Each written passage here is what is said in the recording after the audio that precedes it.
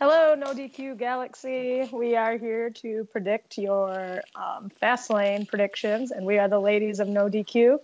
We have Cindy and Aaron. Welcome, ladies. Hello. Hey, welcome back. Thank you. Yep, I had quite a fun trip last time when I was missing from the video, but we are back. Woo! So, any general tea sipping moments for this pay-per-view overall, ladies? I was actually taking a drink of tea when you said that. Well, I'm kind of looking forward to some of the matches, even though, like, on a scale of 1 to 10, how I feel about the pay-per-view, I'm actually on...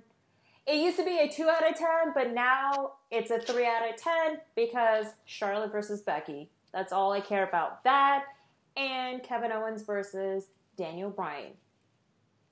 I feel like I'm more excited for this pay-per-view than I was for Elimination Chamber. I feel like it has some better matches because, you know, basically outside of, you just had the chamber matches and there wasn't much else. I feel like there's at least a little more this time, but I'm still not super excited. Just kind of a filler pay-per-view till Mania. Mm-hmm. Very much so.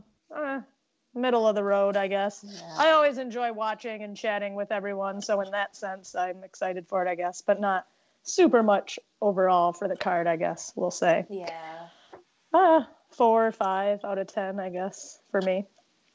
All right. Well, we will jump in and start with the pre-show, which we've got one match, or I should say kickoff, I guess. And we've got Rey Mysterio versus Andrade, as he is now called. And Aaron, we're going to go ahead and start with you. I think this should be a good match, but it's also a match we've seen quite a few times before, so kind of makes sense maybe that it's on the kickoff show. That's what they're calling it now. I think Andrade, even though I wrote Almas down, needs the win probably more than Mysterio does, but I still picked Mysterio because I think they're going to end up going that way instead. Cindy? Well, number one, I'm very surprised the Cruiserweight matches are, like, not in the pay-per-view. So I can understand why, because 205 Live, they're focusing more is on the tournament aspect, just to see who's going to be the number one contendership for the Cruiserweight title against Buddy Murphy at WrestleMania 35. And hopefully it better not be in the kickoff pre-show at Mania, or myself and the simple man Noah Foster will lose our crap. Hashtag 205 Live Matters. But with that case, I know I'm going to have a lot of people asking me, how do I feel about Andrade versus Rey Mysterio? Because both of them has, like, somewhat of, like, the cruiserweight aspect of it. To me, I honestly don't care at all. I mean, we've seen Rey and Andrade battling it out so many times ever since Rey returned to WWE. It would make sense why they're in the kickoff pre-show match. I know they had a really incredible matches, like especially the recent Fatal 4-Way match for the United States Championship match and past matches of that as well. So, I know Andrade has been losing for quite a while now, and I know everybody's picking Rey Mysterio, but I think I'm going to have to go with being the odd women out. I'm actually going to choose Andrade for the win. I went back and forth on this, so I'm with you kind of, but I feel like they are going to go too. Mm-hmm. Yeah, for sure. I'm just going to go with Rey Mysterio. I feel like that's what's going to happen. I do think it'll be a good match. Mm-hmm. It's one that I'm excited for, even though we've seen it, but they always do well, so I don't mind. And that's it for the kickoff. Mm-hmm. So moving into the main card, I'm going to have us start with The Shield versus Drew McIntyre, Baron Corbin, and Lashley. Cindy, what are your thoughts on this? Well, let me go and take a sip of my matcha green tea lemonade unsweetened. Glad you pointed that out, that it's unsweetened. Yeah. Well, yeah, because if it's sweetened, it's like diabetes at best. But anyway, at least my drink is more entertaining than, of course, Baron Corbin, Bob the Lash, and Drew McIntyre. I mean, first of all, I'm very happy Roman Reigns is back after, battling with leukemia for 4 months now.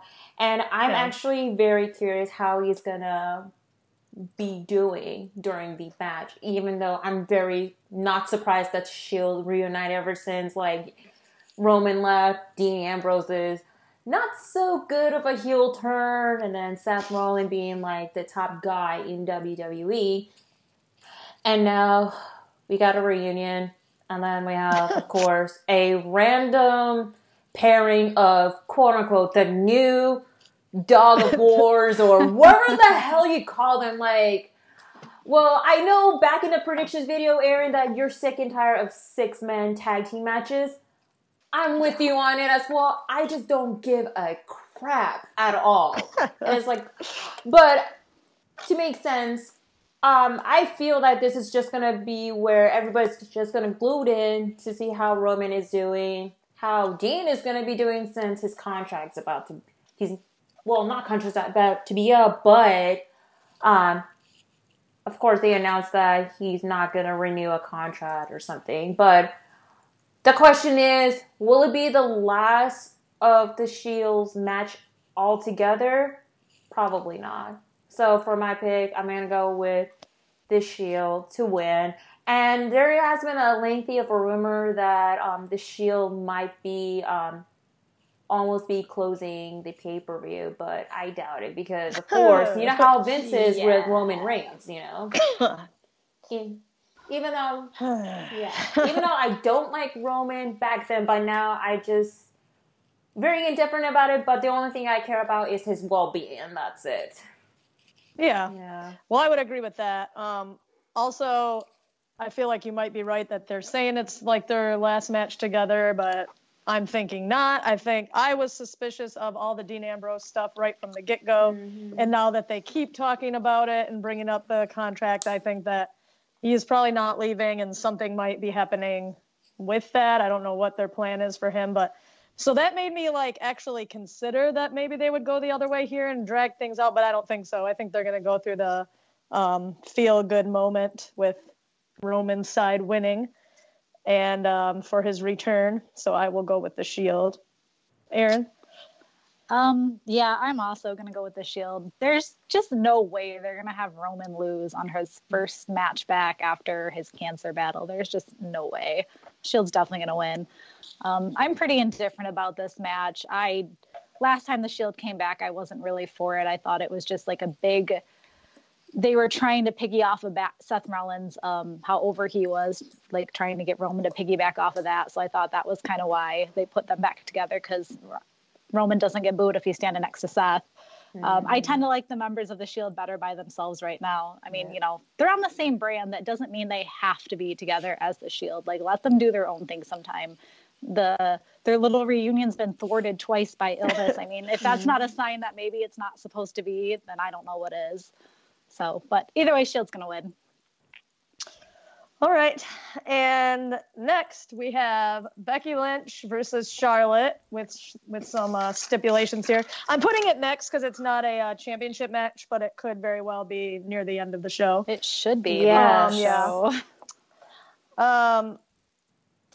So this whole storyline has been... Oh, wait, I should say the stipulation first. So I guess if Becky wins, she is reinserted into the match against Ronda and Charlotte, so it'll be triple threat for Mania.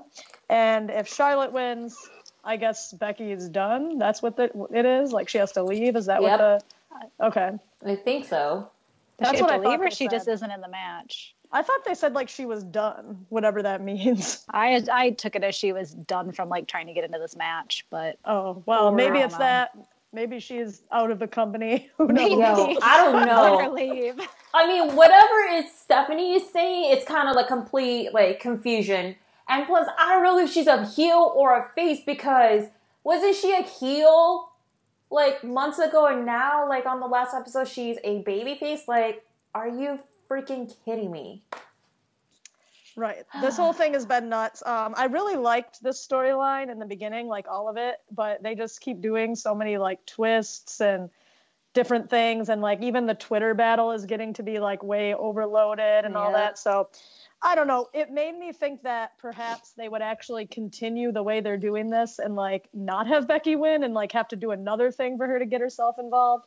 But I think that's maybe the riskier choice to go that way.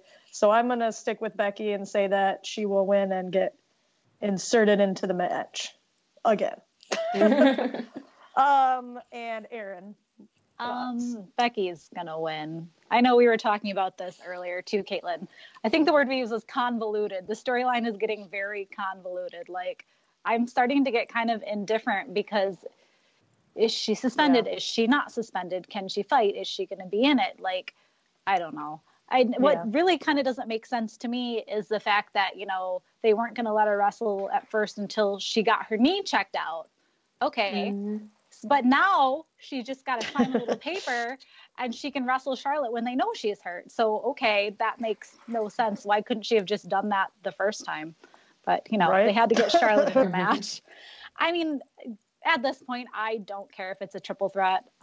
Honestly, no one's going to say the match is going to be worse because you added Charlotte Flair into it. Like, she's not going to make the match worse. But, you know, Becky's going to win. We're going to get that triple threat at Mania. Alrighty. Cindy, do you agree? The obvious answer, of course, I have to go with the man herself. However, we're probably going to see, like, Ronda Rousey coming in and then probably we'll start attacking Becky or Charlotte, either one of the way, just to see that, there you have it, ladies and gentlemen. We're getting a triple threat match at Mania for the Raw Women's title. And with that being said, it should be the one that's going to be main eventing at this pay-per-view. I mean, who would have thought, like, if they're going to bring in, like, someone that's going to be, like, coming in to interfere, especially with this whole, I would say, confusion of a storyline, then why not just close it off and then build that up towards Mania for all it matters. Yeah.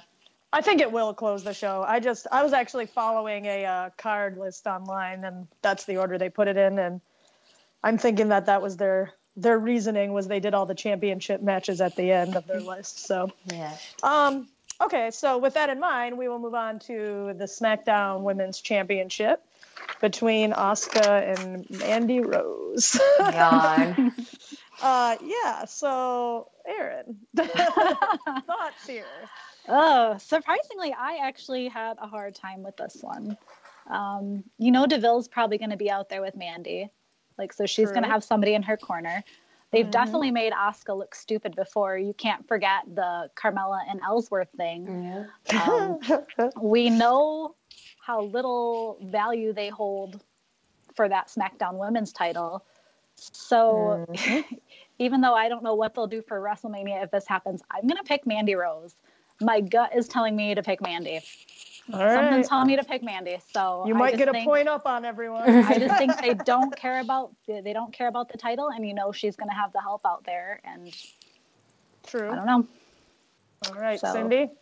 I already knew this was going to happen. That Mandy Rose is going to be the number one contender for the SmackDown Women's Championship match because it's, of course, another filler pay-per-view for all it matters. We'll be seeing some interference not only from Sonya Deville, but also Lacey Evans. I mean, she is the quote-unquote sassy Southern Belle, which I really hate what they've been calling her out. I'd rather call her the classy Southern Belle, of course, and I do admire Lacey Evans. With that being said, we'll be seeing, like, interference not only from Sonya, but also Lacey Evans.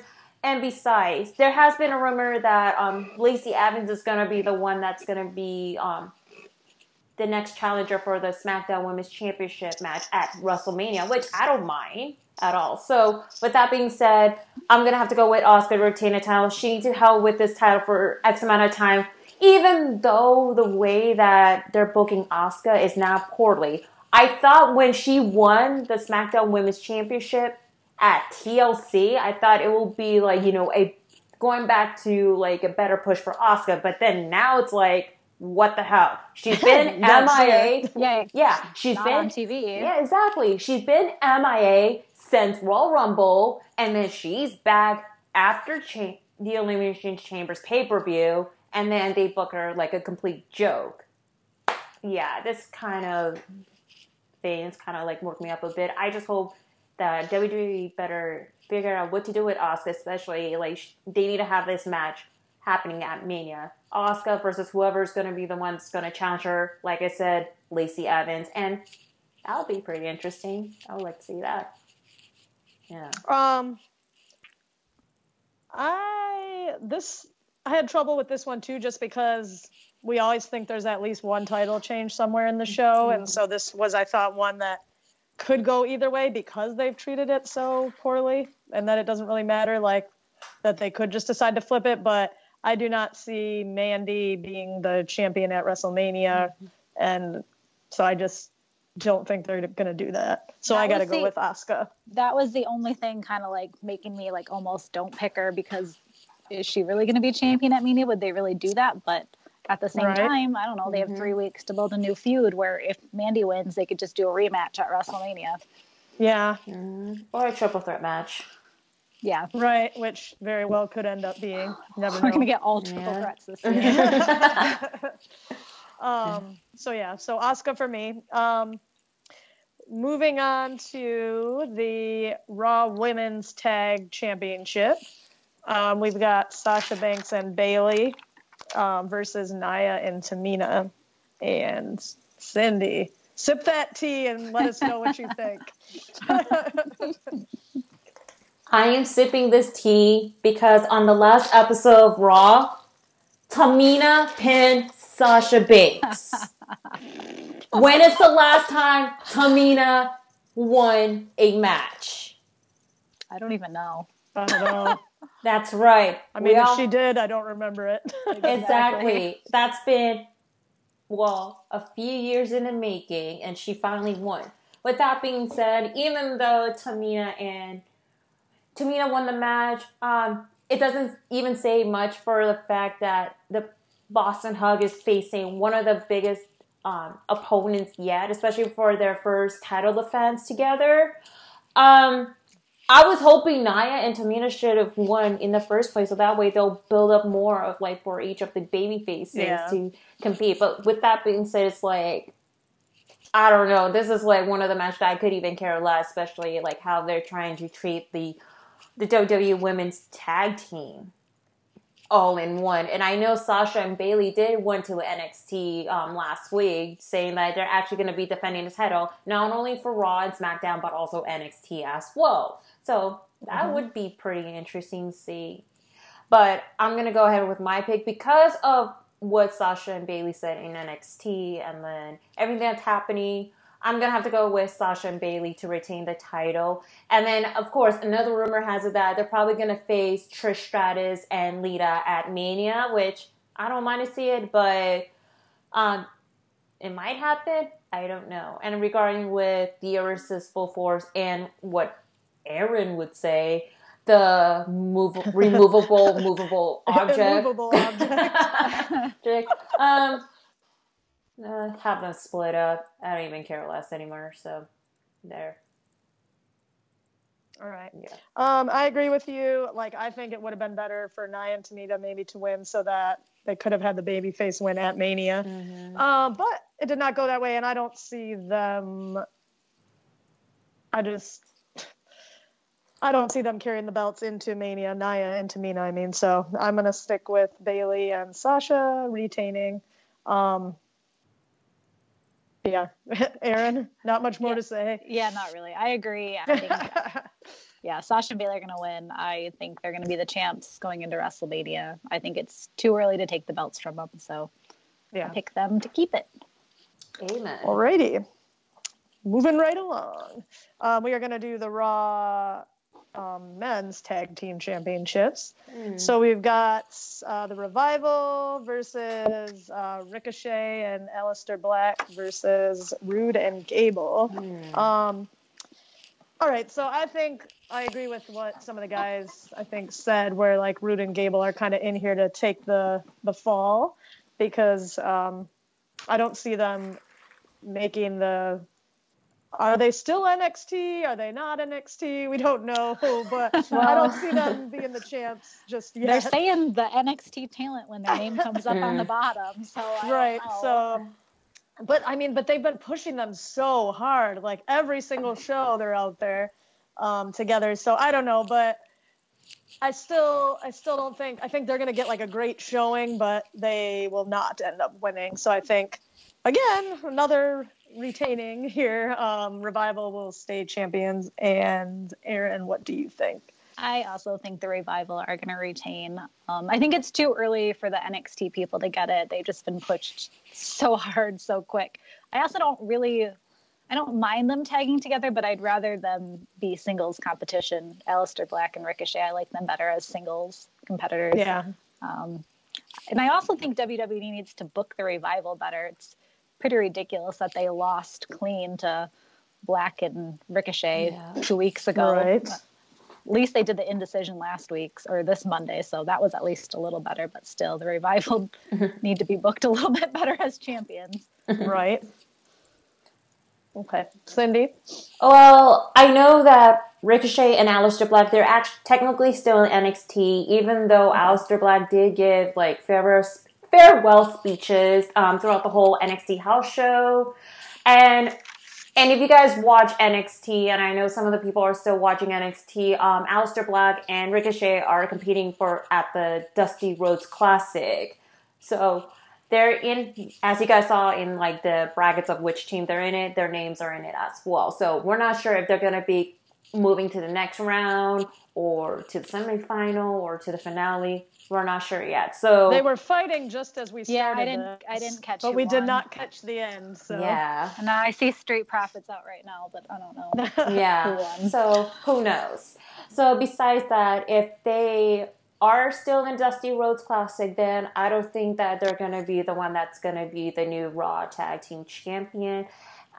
With that being said, also, the Revival needs to book better. I agree with all y'all, even though that they only came out, but with no interest is cut through, like, after the commercial, whatever the hell. Oh, yeah. That's what I've seen briefly, but then I tune in to watch YouTube clips because I just don't want to deal with the migraine from the last episode of Raw, but whatever.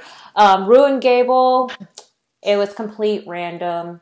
I mean, they just came out, attacked, that's it, and then a rematch, which it doesn't make no freaking sense whatsoever.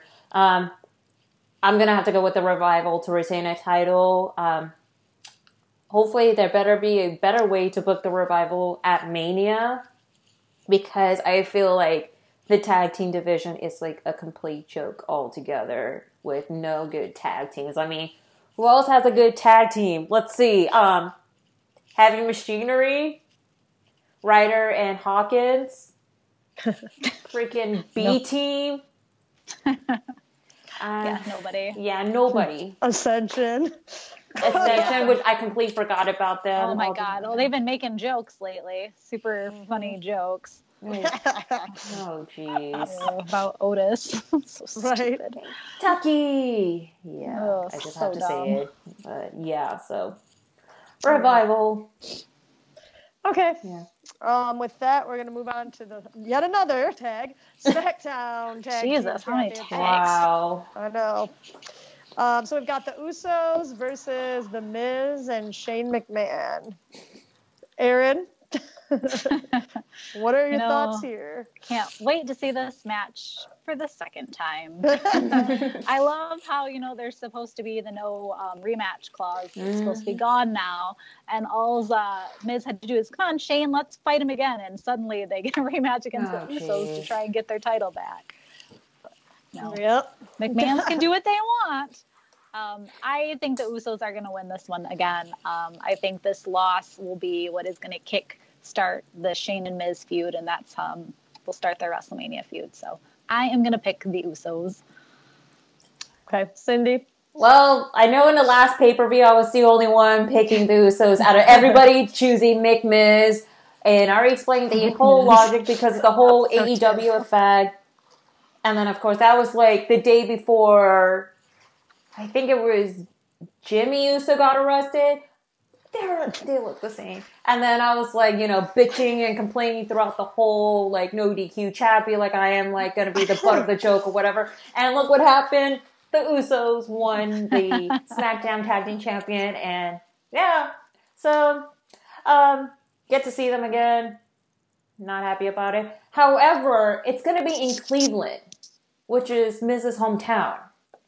And that's going to be like, holy crap, should I pick the Usos? Should I pick not Bryan, The Miz, sorry, botch. I was thinking about the other view, but whatever. And I know there's like sometime, like the hometown favorite don't win the matches or anything like that. I just feel like this is just going to lead into like the feud that we're probably going to be seeing at Mania, like between Miz and Shane. I'm going to have to go with the Usos to retain a title, and then seeing like Miz and Shane having like a falling out probably after the match, and then hopefully we'll probably see the Miz turning heel, and then I would like to see the Miz's dad like being in shock and disappointed in the Miz, or like anything that his dad doesn't pay attention to the match or accidentally assisting the Usos. Right. Maybe you'll see Miz's back to a heel turn, and then we're probably going to see Miz versus Shane McMahon. I hope we see Miz's dad. His dad is hilarious. He might be like the redeeming moment of this match. For the match.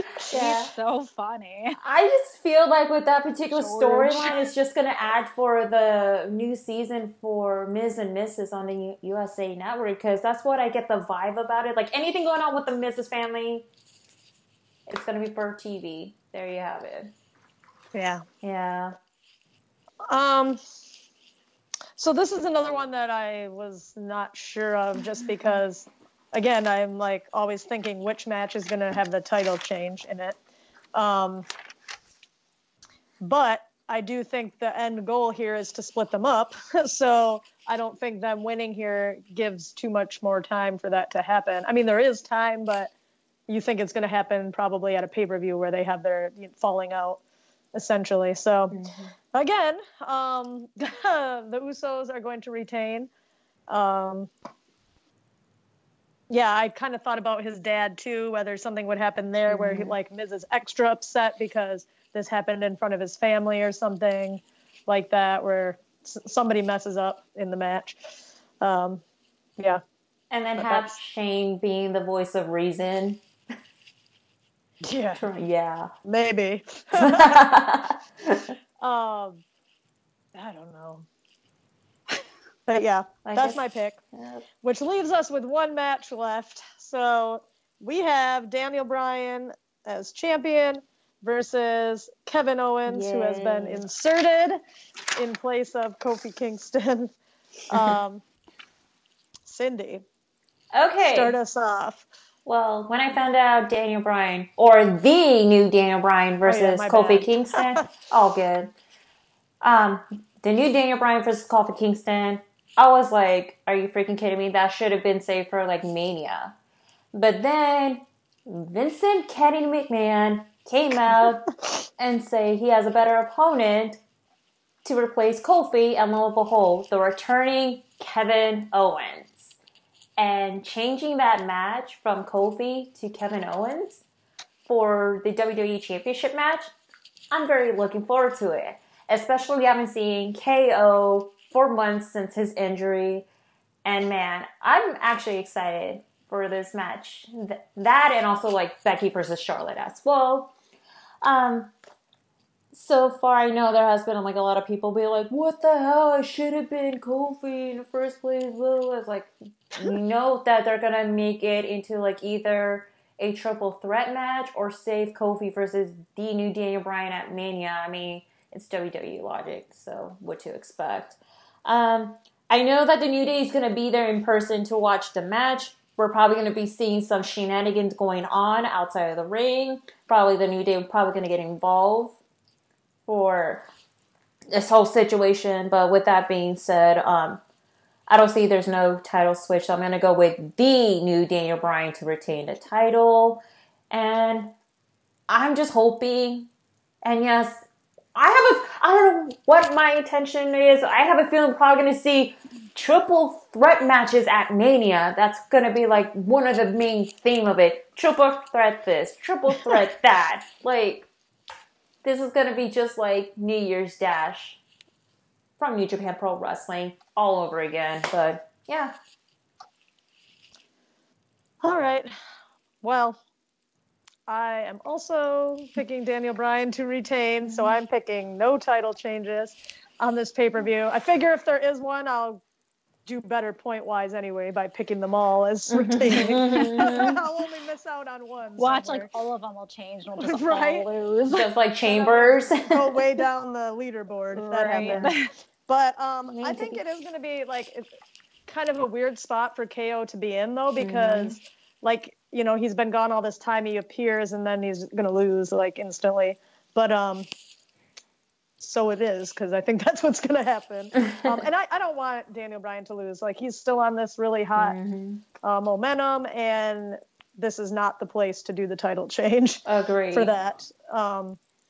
So whether it's, you know, Kofi or some type of multi-man match, I don't know which. If it's a multi-man match, that will be kind of anticlimactic, I think, for this whole run that Daniel Bryan has had, especially if he loses it.